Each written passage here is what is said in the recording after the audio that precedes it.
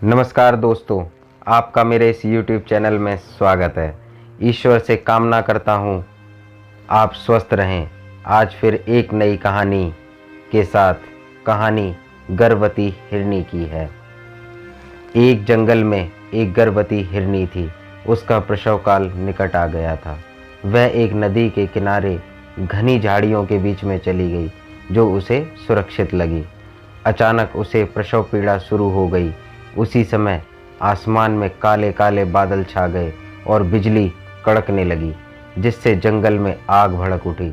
उसने अपने बाईं ओर देखा तो वहाँ एक शिकारी तीर का निशाना उसकी ओर लगाए हुए खड़ा था। उसने दाईं ओर देखा तो एक भूखा शेर उस पर घात लगाए हुए उसकी ओर बढ़ रहा था। हिरनी सोचने लगी, अब वह क्या करे। वह तो प्रसव पीड़ा से गुजर रही है।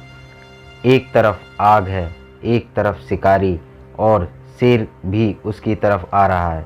दूसरी तरफ नदी भी बह रही है।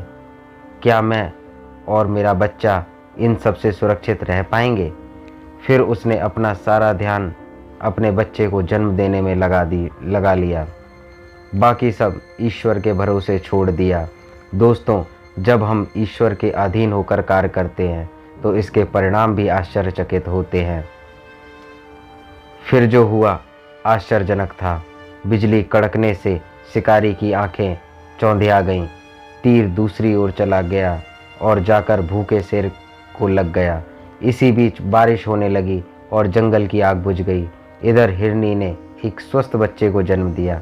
दोस्तों, ऐसी समस्याएं कभी कभी हमारे सामने भी आ जाती हैं। तब हमें कोई रास्ता नहीं सूझता। इन विपरीत परिस्थितियों में नकारात्मक होने के बजाय हमें अपने काम पर सकारात्मकता के साथ लगे रहना है। जब हम अपने हाथ में कुछ भी ना हो तो सब कुछ ईश्वर के हाथ में सौंप देना चाहिए। वह जो करेगा हमारे लिए बढ़िया ही करेगा। गीता में भी यही लिखा है, कर्म किए जा, फल की इच्छा मत कर।